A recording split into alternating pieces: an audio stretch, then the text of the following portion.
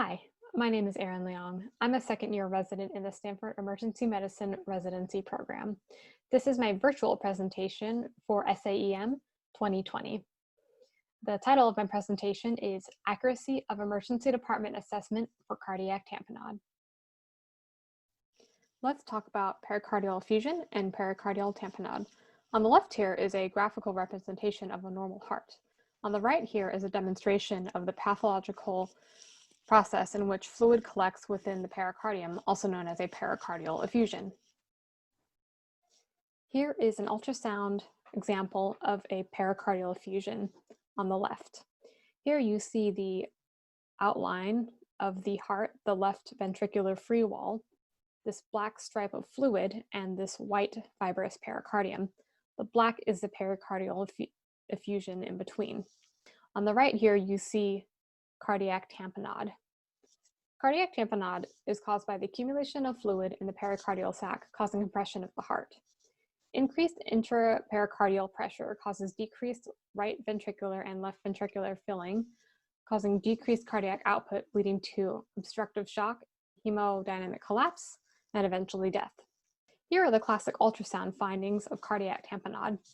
Here you see the right atrial collapse during diastole, as well as the right ventricular collapse or scalloping, also during diastole. Another classic ultrasound finding that is not shown here is the plethoric IVC. And here you can also see the heart swinging and swaying as it struggles to overcome this obstruction. The objective of our project was to evaluate the accuracy of emergency physicians in diagnosing cardiac tamponade or impending tamponade when using a combination of point-of-care ultrasound and physical exam findings. Because it is so important for emergency department physicians to be able to accurately diagnose tamponade due to the life-threatening process, we decided to pursue this project.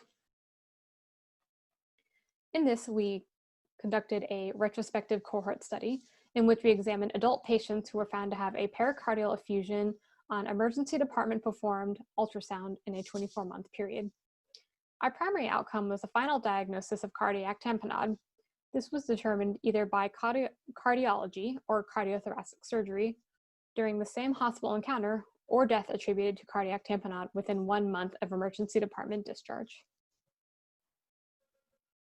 We had trained data abstractors review our emergency medical records using a standardized data collection form to determine the emergency department impression, and blinded abstractors assessed for the primary outcome. 10% of the records were re-reviewed by a second data abstractor to ensure inter-rater agreement. In this, we looked at 205 patients, 10 of which were excluded due to comfort care status, 2 of which were lost to follow-up.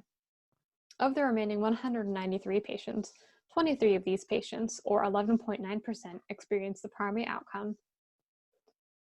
7 of the 23 patients who experienced our primary outcome had a final diagnosis of cardiac tamponade, however had negative emergency department impressions for cardiac tamponade. From this data, we constructed the following table and calculated the sensitivity and specificity of the ED assessment of cardiac tamponade. We found the sensitivity to be 69.6% and a specificity of 95.9%. Our positive predicted value was 69.6%, and our negative predicted value was 95.9%. In conclusion, we found that emergency department assessment had good specificity for detecting cardiac tamponade, but only a fair sensitivity. It is our next goal to conduct additional investigation to improve the identification of patients with cardiac tamponade or impending cardiac tamponade in the emergency department, as this may help appropriately risk stratify these patients. I'd like to acknowledge the following team members who helped contribute to this work: Youyou Duanmu, Andrew Bellino, Chloe Huang, Naira Gokasin, Samita Aran, Michael Kohn, Viveta Lobo, and Kenton Anderson.